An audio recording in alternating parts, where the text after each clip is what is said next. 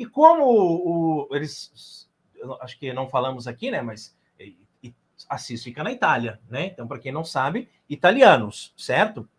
O Pedro de Bernardone, comerciante italiano, mas que com frequência viajava para a França para buscar tecidos, né?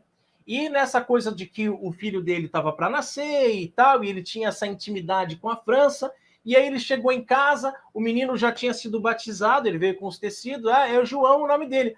Mas parece um francesinho, parece um francesinho. Aí apelidou ele de Francesco, né? Então, Francesco seria essa questão, o francesinho, né? É o nosso francesinho. Inclusive, a dona Pica falava francês, ensinou francês para Francisco, né? Que depois cantava em francês também, lindamente, né? Até pode ser uma coincidência ou não que esse panfletinho com a oração da paz e a estampa de São Francisco tenha surgido também na França, né? Então, essa ligação aí de São Francisco com a França. Mas, muito bem, esse Francisco, nasceu João, né? Mas todo mundo chamava de Francisco, o francesinho, né? Do seu Pedro de Bernardone.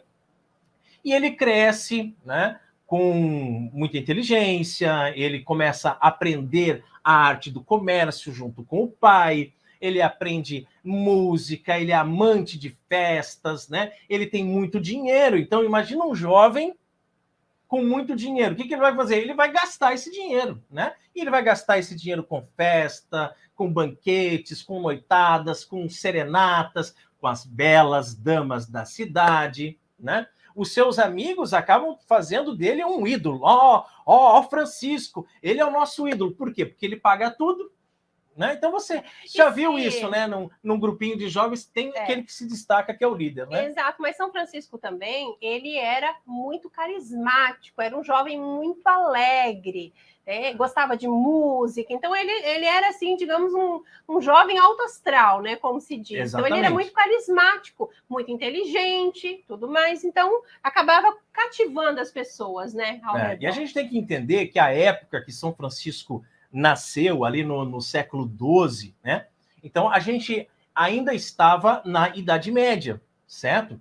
E era o sistema do feudalismo, mas estava começando aquela passagem do feudalismo para a criação das comunas, né? Que são as pequenas cidades ou pequenos burgos, ali que surge a burguesia, né? Então a comuna de Assis começa a se desenvolver, como também a comuna de Perúdia, né? Então aquelas pequenas cidades com base no comércio. E o pai de São Francisco, seu Pedro de Bernardone, era um grande comerciante. Então ele era um burguês, né? Então Francisco pertencia à burguesia. Olha só, tem muita gente que não sabe disso. Vê só o Francisco pobre, né? Não sabe ali dessa coisa. Então estava surgindo ali aquelas cidades, o comércio, artesanatos, pequenas indústrias, claro, porque a Revolução Industrial vai vir muito depois, mas aquelas indústrias com base nas coisas assim, nos artefatos, né, artesanais mesmo, das coisas feitas de forma bem manual. E São Francisco, ele é um jovem ambicioso, tá? Ele quer conquistar, além da fortuna, além do dinheiro que ele já tem, mas ele tem projetos de expandir o comércio do pai e de ganhar mais e mais e mais dinheiro, né? Ele quer um título de nobreza, não é, Carol? Exatamente. E naquela época, o título de nobreza, fama, né? Ficava conhecido, enfim, era uma pessoa adquiria assim, um status. Para o homem, né? Para a mulher bastava casar. E aí, então, conseguia-se esse título, essa fama, essa nobreza no campo de batalha. Então, como existiam muitos conflitos, justamente por conta disso, os senhores feudais não queriam abrir mão dos seus feudos. Né? E aí, esse movimento de começar as cidades, o sistema burguês, então isso foi um período assim, de muito conflito, muitas guerras. Então, São Francisco, o seu pai o incentivava muito. Bastante. Né? Seu Pedro de Bernardone, ele desejava fama. Claro, ele queria que o filho fosse para a guerra, que ganhasse uma batalha dessa, e aí fosse reconhecido pelo rei, e o rei desse um título de nobreza. Aí a família não era simplesmente uma família que era rica porque era comerciante, mas agora era uma família que tinha um título de nobreza. Quem sabe ganhasse lá um ducado, né? Um condado, alguma coisa nesse sentido. É uma coisa que era uma ambição tanto do pai como do filho, tá? E aí aconteceu um combate entre as cidades ali, a cidade de Assis e a cidade de Perugia. E o que aconteceu com Francisco? Foi preso. Isso mesmo. Foi capturado, foi preso. E lá ele ficou muitos meses na prisão. 1 ano. Tá? Ficou muito tempo mais ou menos ali na prisão.